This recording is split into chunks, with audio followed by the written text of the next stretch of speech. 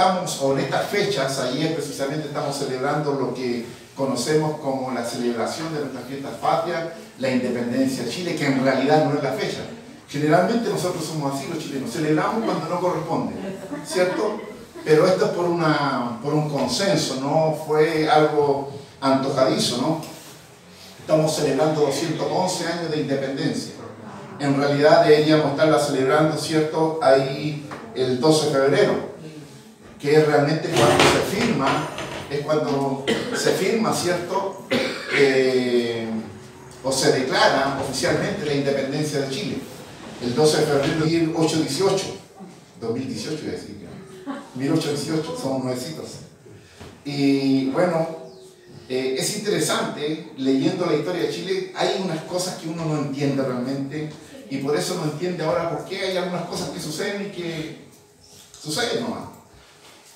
Cuando se hace la primera Junta Nacional de Gobierno, ¿cierto? Ese 18 de septiembre de 1810, no se reúnen especialmente para proclamar o determinar un proceso de independencia, sino que se reúnen para jurar lealtad al rey de España. El rey de España había sido apresado, capturado y estaba en la cárcel por Napoleón Bonaparte. Y los españoles criollos que estaban acá se reúnen ese día para declarar, ¿cierto?, que ellos van a seguir siendo fieles a la corona. Y eso fue lo que realmente se hizo ese día, y comenzó, ¿cierto?, todo un proceso, que hubieron cambios, transformaciones, interpretaciones, y que finalmente determina que en el 1818, ¿cierto?, el 12 de febrero, se firma la independencia de Chile. Hermano Ricardo, Dios te bendiga. A ti no te saludé. Dios te bendiga, hermano Ricardo. Qué bueno verte acá con nosotros. Bienvenido. Así que cuando celebramos la independencia del 18, no la estamos celebrando, pero es de la independencia. ¿Usted entiende? ¿Cierto? Entre Tongoy y los Huilos. Pero damos gracias al Señor porque gozamos de la libertad. Amén. De estar en un país independiente. Y yo no sé si usted puede dimensionar eso, pero yo pensaba en lo que estaba ocurriendo con la gente allá en Afganistán. Son presos en su propio país, no tienen libertades en su propio país, y eso es terrible. Nosotros vivimos en un país independiente, en un país que gozamos de libertad. No sé si tanta, pero gozamos de libertad. ¿Amén? Algunos más que otros, o otros menos que otros.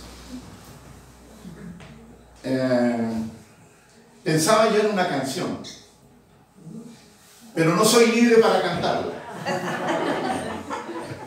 porque yo la estaba cantando hoy día en la casa, y yo tengo ahí un medidor en la casa, que yo noto cuando me aprueban o no me aprueban. Y no me aprobaron la cantada.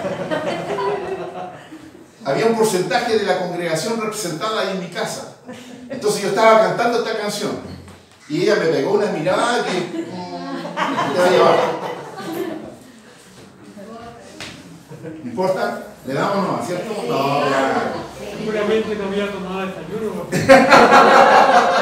Yo espero que ustedes hayan tomado desayuno, ¿no? Una canción que escribió un hombre, Nino Bravo, habla de la libertad.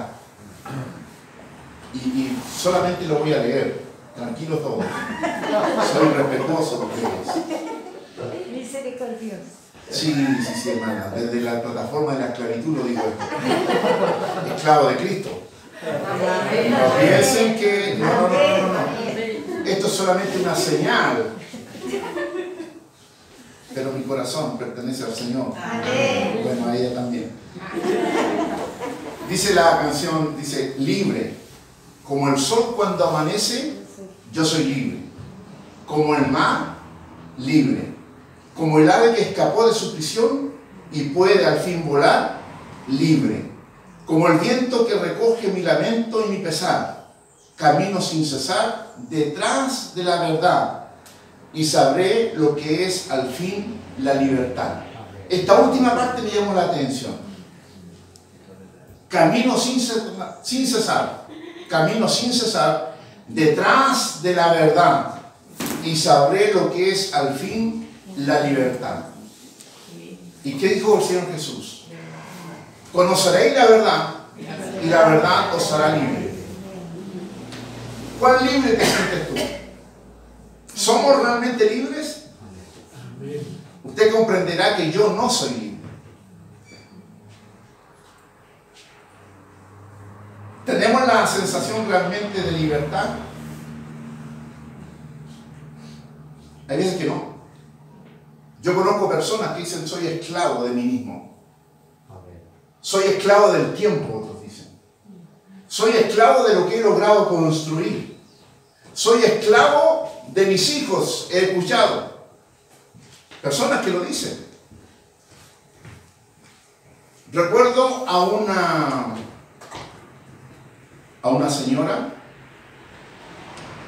que, siendo gerente de una FP, gerente de ventas, su pareja era un ejecutivo de una conocida casa periodística, determinaron en algún momento dejarlo todo, porque se sentían esclavos de la rueda, esclavos de la rutina, esclavos de lo que significa el mantenerse dentro de esta rueda de generar y gastar, generar y gastar. Y ellos dijeron no más. Dejaron sus trabajos, tomaron sus dineros, vendieron todo lo que tenían acá y se compraron una propiedad en camino a El Elqui, allá en La Serena, hacia arriba. Y ahí comenzaron a vivir de lo que la tierra le daba, comenzaron a vivir de acuerdo a lo que ellos querían y se salieron de todo lo que es aquello que a diario los hacía sentir como esclavos. Y eso es una realidad, eso es una parte de una realidad. Porque hay veces que nos sentimos de esa manera. Y quiero leer lo que dice ahí el libro de Juan, capítulo 8, verso 31 en adelante, dice la palabra del Señor así.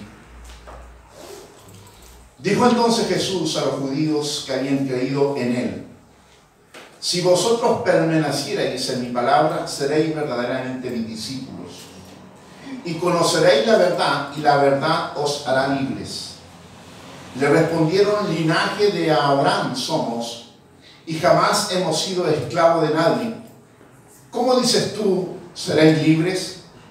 Jesús le respondió: de cierto os digo, que todo aquel que hace pecado, esclavo es del pecado. Y el esclavo no queda en la casa para siempre, el Hijo sí queda para siempre. Así que si el Hijo os libertare, seréis verdaderamente libres. Así que si el Hijo os libertare, seréis verdaderamente libres. Y conoceréis la verdad, y la verdad os hará libre. Jesús vino a expresar, a hablar del reino de Dios, del reino de su Padre, y todo aquello que lo constituía, todo aquello que determinaba el pertenecer al reino de Dios. Y Él habló acerca de ser verdaderamente libres, porque Él dice: seréis verdaderamente libres, conoceréis la verdad, y esa verdad os hará libre. Entonces nosotros podemos sentirnos libres, o alguien puede sentirse libre, pero verdaderamente no es libre. ¿Y cuándo realmente alcanzamos la libertad? Dice la palabra: conoceréis la verdad, y la verdad os hará libre. ¿Y cuál es la verdad? La misma palabra del Señor nos dice que Jesús es la verdad. Jesús representa el reino de Dios, y Jesús es el reino de Dios. Y cuando nosotros entramos en esa comunión de conocimiento pleno de Él, podemos gozar de aquella libertad. Jesús le dijo a los religiosos de la época, le dijo: venid a mí todos los que están cansados y trabajados, porque yo os haré descansar. Ellos que dependían de la religión, ellos que dependían de la fe, de la creencia que tenían, realmente no eran libres. Eran esclavos de toda una maquinaria religiosa. Algunos viven preocupados de no pecar. para poder agradar al Señor. Se centran en no pecar para poder agradar al Señor. Y esa es la peor forma de vivir el Evangelio de Jesucristo. Porque de lo que nosotros tenemos que preocuparnos es no de pecar, sino que de agradar a Dios, que es distinto. Porque el vivir preocupado de no es a vivir un evangelio de la negación. Yo no puedo hacer esto, yo no puedo ir allá. Hay gente que sufre porque se le ha predicado el evangelio de la libertad. Conoceréis la verdad y la verdad os hará libre. Una palabra que se predica en una iglesia y una persona se convierte en el evangelio a través de esa palabra. Pero esa misma iglesia es capaz de dejarlo prisionero, es capaz de esclavizarlo. Con su reglamento, con sus dogmas, con cargas que Dios no quiere que nosotros estemos cargando. Y gente que trata de agradar a Dios, pero en eso de agradar a Dios pasa por las reglas, por las leyes, por las normativas que los hombres le imponen a través de la religión. Y esa no es la verdad que Cristo nos ha predicado. Esa no es la verdad que el Señor ha determinado en su palabra. Entonces muchos piensan que habiendo llegado a la iglesia gozarán de esa libertad y no sienten que son libres. ¿Por qué? Porque están cargando con una carga que no les pertenece. Esa misma iglesia que habló de libertad le puso cadenas. El Señor a nosotros nos ama incondicionalmente. Pero nosotros a veces somos condicionados para ser aprobados por Dios. Eso no es bíblico. Eso no es bíblico. Eso la palabra no lo dice. Hay cosas que nosotros podemos hacer, pero tenemos que hacerlas siempre buscando el agradar a Dios y no agradar al hombre. No agradar a la institución. Espero que me esté entendiendo en esto. Algunos se preguntan, ¿es pecado bailar? ¿Es pecado escuchar música? ¿Es pecado ir al cine? ¿Es pecado ir al fútbol? ¿Es pecado ir a la playa? Gente que vive con esa carga, por mencionar algunas cosas. Viven con esa carga. Pero la relación con Dios es mucho más profunda y dura que los no, que la gente trata de imponerle a través de una religión a la misma gente. Entonces, ¿cómo podemos vivir verdaderamente la libertad que Cristo nos ha dado? ¿Cómo podemos vivir verdaderamente la libertad que Cristo determinó ahí en la cruz para cada uno de nosotros? Porque en la cruz no tan solamente se determinó para los que creen en su nombre, para que los que reciben el sacrificio de la cruz, no solamente se determinó la eternidad para pasarla con Dios, sino que se determinó también la plenitud de vida en este tiempo. En este tiempo. Primero quiero referirme a que tenemos que comprender que ninguna norma, ninguna ley puede cambiar la naturaleza de pecado que tenemos nosotros. Escuche eso. Ninguna norma, ninguna ley puede cambiar la naturaleza de pecado que tenemos nosotros. El único que la cambia es la sangre de Cristo vertida en la cruz. Porque sabemos, Romanos 7 dice, porque sabemos que la ley es espiritual. Estoy en los versículos 14 al 16.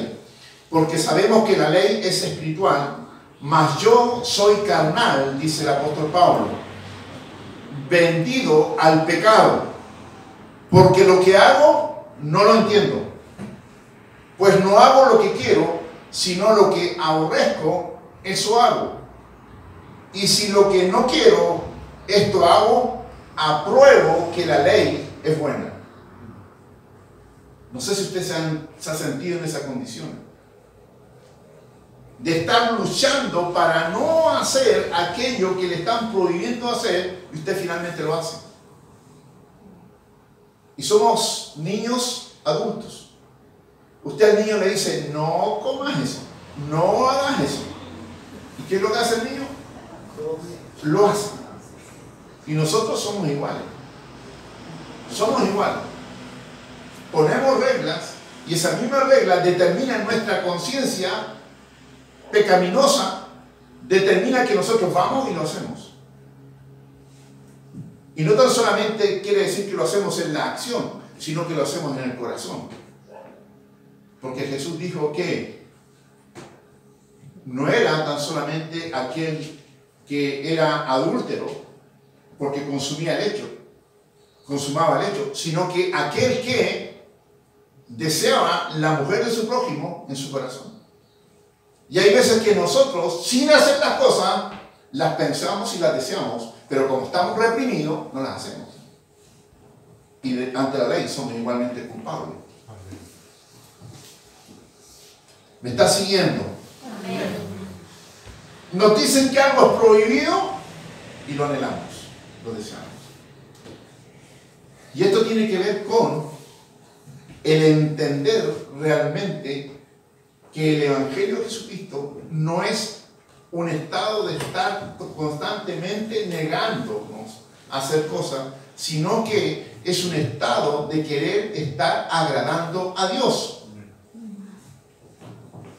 Yo soy fiel a mi esposa. Yo soy fiel a mi esposa. ¿Y sabe por qué soy fiel a mi esposa? Porque amo a Dios. Porque amo a Dios.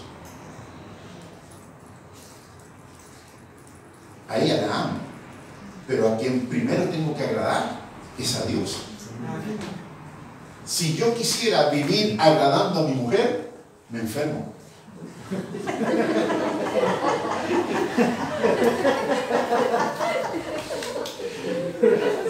Mira cómo se felicitan ahí atrás.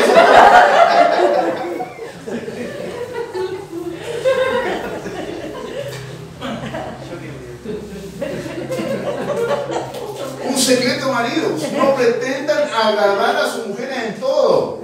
Es imposible. Es imposible. No hay más fuerte. Es imposible, porque ¿sabe qué? Ella es tan imperfecta como yo.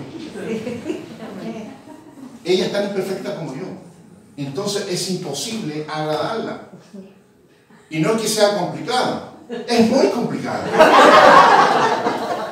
No.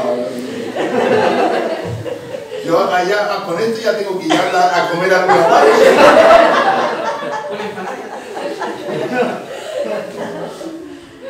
Es imposible tratar de agradar. Ella no tiene que agradarme a mí como prioridad. Tú tienes que agradar a Dios.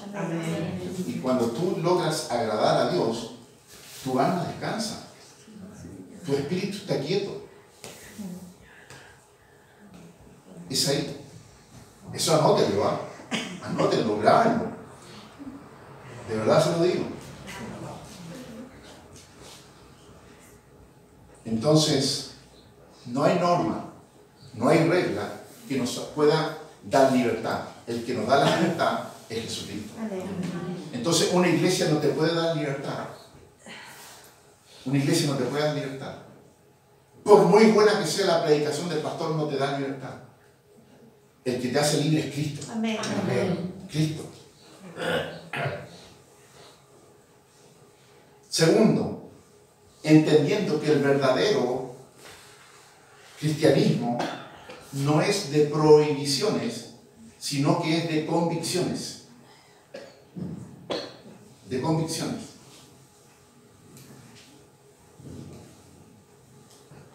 Y las convicciones nos llevan a tomar decisiones. Porque lo demás todo varía. Nosotros somos personas que tenemos alma, tenemos emociones. ¿Son buenas? Sí, son buenas. Si las puso Dios, son buenas. Pero lo que pasa de que nuestra alma es permeable a las circunstancias, a las situaciones que ocurren. Por eso el Señor, el Espíritu Santo, le habla ¿a quién? ¿Al alma o al espíritu? Al espíritu. el Espíritu Santo le habla a nuestro espíritu y nos declara que somos hijos de Dios, que Dios es nuestro Padre. ¿Y por qué no lo dice al alma? Porque el alma está cambiando constantemente. ¿Por qué David le habla a su alma y dice, alma mía, alaba al Señor? Porque el espíritu está dispuesto, más el alma se resiste. Porque el alma está llena de emociones, está llena de situaciones, está llena de condiciones. Entonces, el verdadero cristianismo no es de prohibiciones, sino de convicciones. ¿En quién creo y por qué estoy creyendo? ¿Se ha preguntado usted eso? ¿En quién creo y por qué estoy creyendo? Si no tenemos esa seguridad, estamos permeables. 1 Corintios 10:23 dice, todo me es lícito. Todo me es lícito, pero no todo me conviene. Todo me es lícito, pero no todo edifica. Es interesante esto, ¿eh? Mira lo que escribe el apóstol Pablo a la iglesia. Todo me es lícito, pero no todo conviene. Todo me es lícito, pero no todo edifica. Hay cosas que no están prohibidas en la Biblia y que tú las pudieras hacer, pero no te convienen. No te conviene. Y nosotros, ¿quién te va a revelar eso? Conoceréis la verdad y la verdad os hará libre. ¿Quién nos revela la verdad? El Espíritu Santo.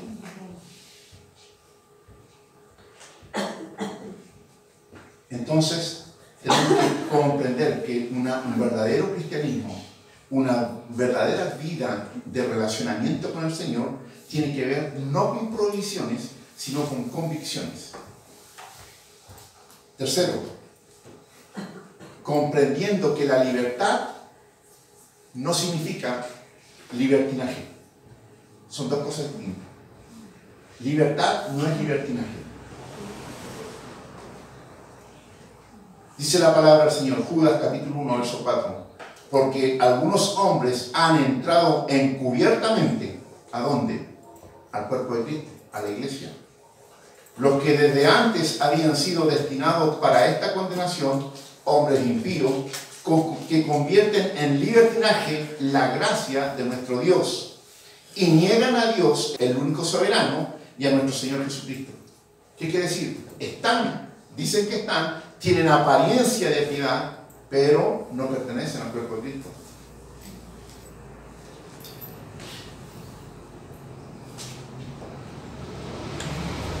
Tenemos que comprender que el ser salvos, el tener la seguridad de la salvación,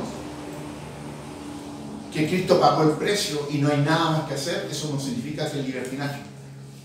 Ya fui perdonado, fui lavado por la sangre de Cristo, soy justificado ante Dios, Cristo pagó por mí, yo no tengo que pagar nada porque usted me ha escuchado predicar eso a mí aquí. Pero eso no quiere decir que yo voy a relajarme y ahora vivo libre, soy libre de hacer lo que sea porque ya Cristo pagó. Hay algunos que predican ese evangelio, algunos que predican esa palabra. Ya Jesús pagó, no hay nada más que hacer, así que vamos dándole nomás. No. La palabra del Señor nos enseña cuáles son los deseos, la voluntad y el propósito que Dios tiene para nuestras vidas. Claro, vivir en libertad, pero vivir, ¿cierto?, bajo el gobierno de nuestro Señor, sujetos a su palabra, siendo aconsejados y escuchando la voz del Espíritu Santo.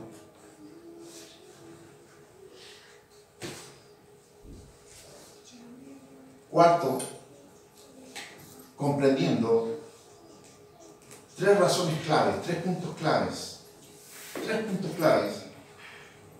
que nos determina cuál es la verdadera libertad en el Señor.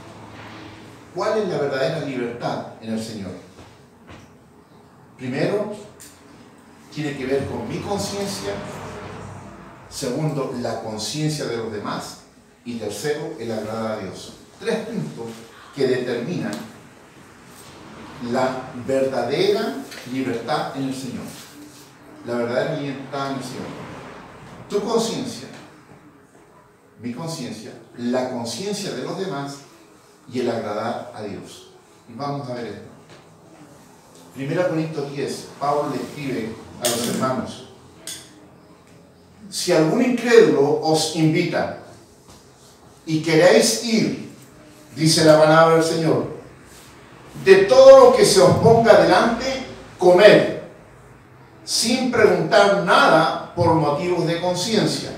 ¿Me están siguiendo?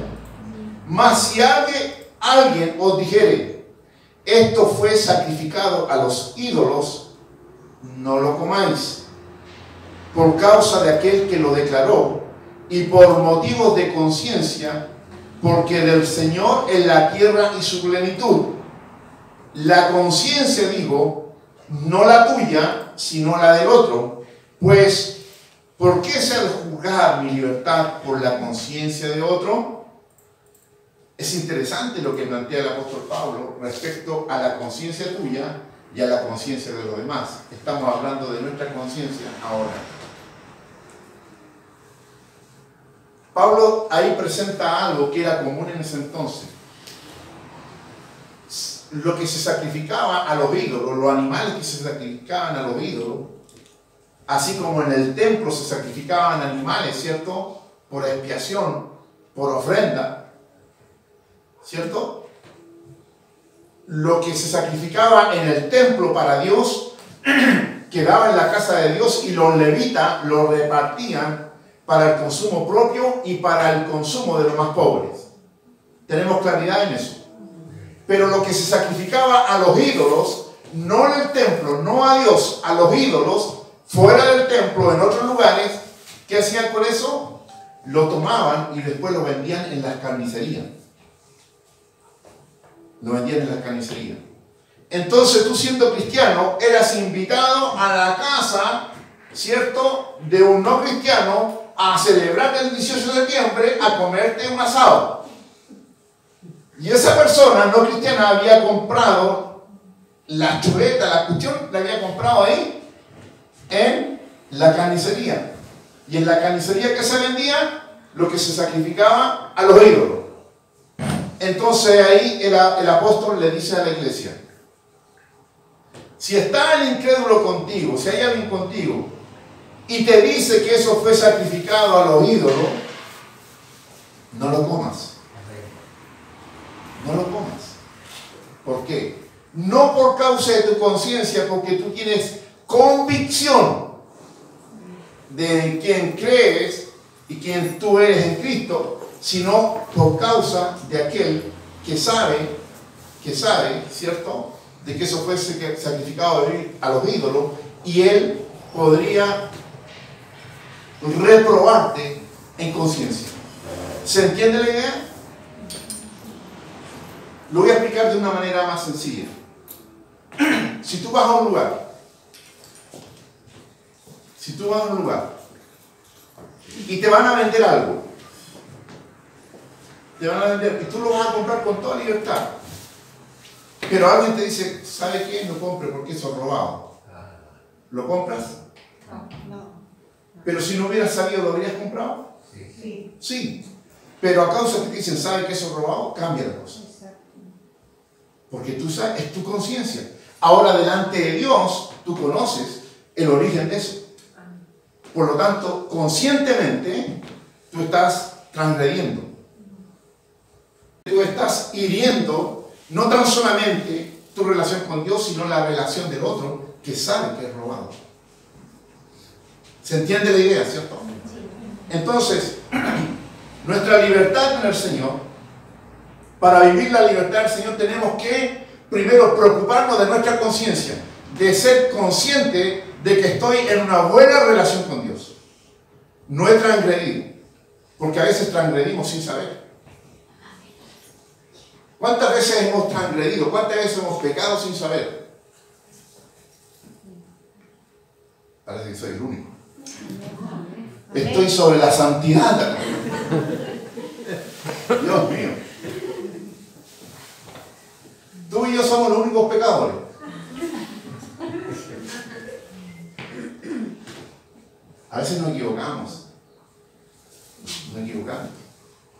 sin saber. Pero cuando sabemos, no tenemos justificación. Mi conciencia, la conciencia de los demás, la conciencia de mi prójimo. Mira lo que dice la palabra. 1 Corintios capítulo 8, del 9 al 13. Pero mirad que esta libertad vuestra no venga a ser tropezadero para los débiles. Porque si alguno te ve a ti, que tienes conocimiento, sentado a la mesa en un lugar de ídolos, la conciencia de aquel que es débil no será estimulada a comer de lo sacrificado a los ídolos. Para algunas personas tú eres un referente en cuanto a la fe, en cuanto a la relación con Dios. Y te ven a ti con respeto. Te ven a ti con respeto. Te ven a ti como un ejemplo. Te ven a ti como un referente a seguir. Pero si te ven a ti haciendo algo que está reñido con lo que Dios determina, esa persona puede sentirse en la libertad de hacerlo a causa de ti. Ah, si la Daisy lo está haciendo, vamos, no démosle. La gente actúa de esa manera. Y por el conocimiento tuyo se perderá el hermano débil, porque en Cristo murió. Se perderá el hermano débil, porque en Cristo murió. De esta manera, pues, pecando contra los hermanos e hiriendo su débil conciencia, contra Cristo pecáis, dice la palabra. Por lo cual, si la comida le es a mi hermano ocasión de caer, no comeré carne jamás para no poner tropiezo a mis hermanos. Está en el contexto de lo que el apóstol Pablo le está hablando a la iglesia de Corinto, ¿cierto? Respecto a la carne que se vendería en la carnicería, que era sacrificada al oído. No vaya a llegar a la casa y botar el asado. No estoy predicando de eso. Todos veganos ahora. No. Tenemos que comprender. Tenemos que ser sabios. De que la libertad que tenemos en Cristo tenemos que saberla usar.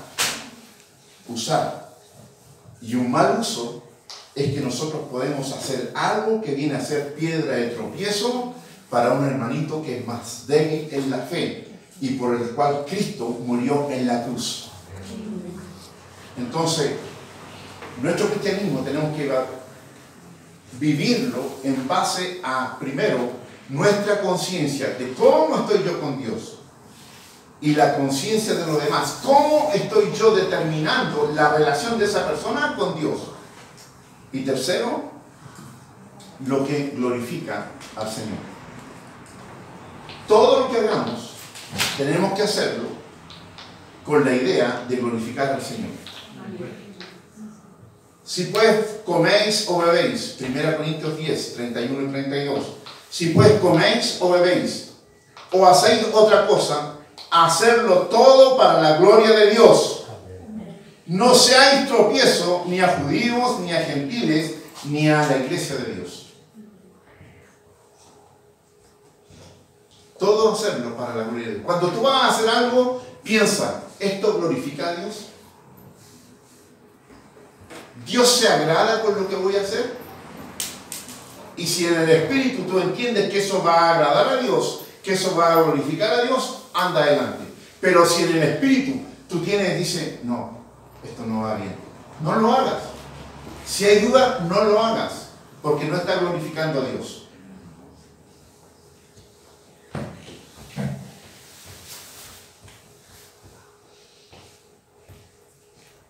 Mira,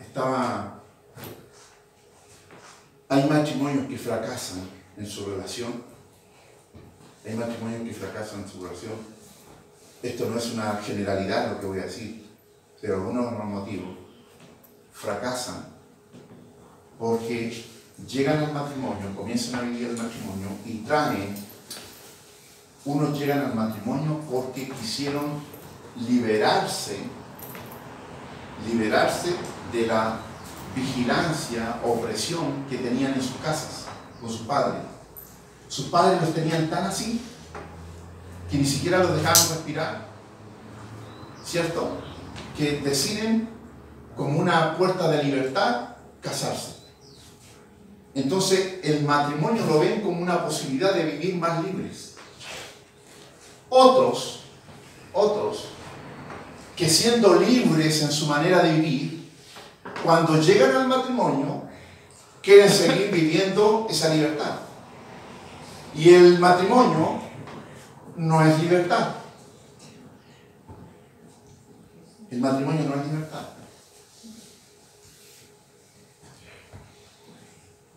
En el matrimonio no somos libres. ¿Por qué dice la palabra? Cuando llegamos al matrimonio, ya no somos uno, o sea, ya no somos dos, sino que somos uno. Perdiste tu individualidad, la perdiste. La perdiste.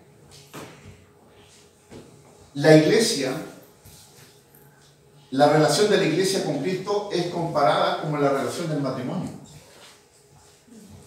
¿Y la iglesia a quién está sujeta? A Cristo, al marido.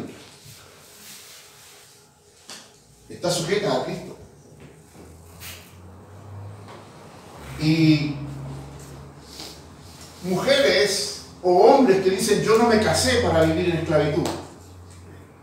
Yo no me casé para que me estén mandando. Yo no me casé para que me estén controlando. Se sienten así porque ya no pueden vivir la libertad que tenían antes. O ya no pueden vivir la supuesta libertad que iban a obtener al estar casados. Entonces, en esta relación del matrimonio, que se compara con la relación Cristo e Iglesia, nosotros debemos entender que nosotros no somos libres pensadores. ¿Sabía usted eso? Nosotros no somos libres pensadores. Nosotros como creyentes estamos sujetos, nuestra voluntad está sujeto a la voluntad de Cristo. ¿Sí o no? Dice 2 Corintios, capítulo 10, verso 5. Derribando argumentos y toda altivez que se levanta contra el conocimiento de Dios, y llevando cautivo todo pensamiento a la obediencia ¿de quién? De Cristo. Llevando todo pensamiento cautivo a la obediencia de Cristo. Respecto a la relación matrimonial, para finalizar con esa parte, respecto a la relación matrimonial, yo no voy y llego y hago. Porque ya no soy uno individual. Ahora soy uno con tu esposa. Eres una con tu esposo. Por lo tanto, tú te debes en pensamiento, en sentimiento, en convicciones, tú te debes también a quien representa ahí la unidad del matrimonio. En la relación de la iglesia es así. Nosotros nos debemos a Cristo. Nosotros tenemos que vivir en la voluntad de Cristo, en los propósitos de Cristo. Derribando argumentos y toda altivez que se levanta contra el conocimiento de Dios. ¿Cuánto conoce un esposo a su esposa? ¿Cuánto conoce una esposa a su esposo? Si la conoce o lo conoce, va a decidir de acuerdo a ese conocimiento. Esto le molesta a mi esposo o esto no le va a agradar a mi esposa. Por lo tanto, voy a hacer lo que le agrada. ¿Me está entendiendo? Con la relación con la iglesia es lo mismo. Con la relación de iglesia, tú eres iglesia con Cristo es lo mismo. Cuando tú conoces a Dios, sabes en qué le agradas. Por eso dice, derribando todo argumento. ¿Cuáles son los argumentos? Los argumentos que el mundo te presenta, los argumentos que tu carnalidad te presenta, que vienen a seducirte para alejarte de esa relación con Dios. Entonces dice, derribando argumentos y toda altivez que se levanta contra el conocimiento de Dios. ¿Cuándo comenzamos a alejarnos de la voluntad de Dios? Cuando no conocemos a Dios. No conocemos a Dios. ¿Cuándo te comienza a debilitar tu matrimonio? Cuando no conoces lo suficiente a tu esposa o a tu esposo. Conocerse. ¿Qué es lo que le agrada? ¿Qué es lo que no le agrada? ¿Cómo puedo agradarle? ¿Cómo puedo estar cumpliendo el propósito para nuestro matrimonio? Y eso tiene que ver con conocimiento. ¿Cómo es mi relación con Dios? ¿Cómo yo cumplo el propósito que Dios tiene para mi vida? Conociendo a Dios. Conociendo a Dios. Entonces, nuestra libertad está condicionada a 3 elementos: nuestra conciencia, la conciencia de los demás y el glorificar a Dios. ¿Podemos hacerlo? Sí, lo podemos hacerlo. ¿Es sacrificio? No, no es sacrificio. ¿Es esclavitud? No es esclavitud. Es conocimiento y relación con Dios. Ninguno de nosotros está obligado. Bendito sea el Evangelio por eso. Ninguno de nosotros está obligado. Nosotros estamos voluntariamente en esa relación con Dios porque esa relación nos ha hecho bien. Amén. Amén. Vamos a orar. Quiero que me acompañe en esta oración, pero haga una oración respecto a su propia realidad, a su realidad relacional con Dios, a su propia realidad relacional con la iglesia y cómo esto determina el vivir en esa libertad que Cristo nos ha dado. Padre, gracias, Señor, porque tú te has revelado a nuestras vidas. Señor, no tenemos todo el conocimiento. Sabemos que nos falta. Pero Dios, de acuerdo a lo que tú has revelado a nuestras vidas, de acuerdo, Señor, a ese alcance de conocimiento que tenemos, podemos decir, Señor, en plenitud, gracias por lo que tú has hecho, estás haciendo y vas a hacer el día de mañana con nosotros. Amén. Señor, gracias porque podemos confiar en usted. Amén. Gracias a Dios porque usted no falla, usted es fiel. Amado Dios, yo ruego que su Santo Espíritu nos siga hablando a cada uno de nosotros y nos lleve a la convicción plena de que hemos hecho la elección correcta, adecuada para este presente y para la eternidad. Hemos decidido por Cristo porque Cristo nos amó primero. Amén. Señor, toda gloria y toda honra es para usted. Oramos en el nombre de Jesús. Amén.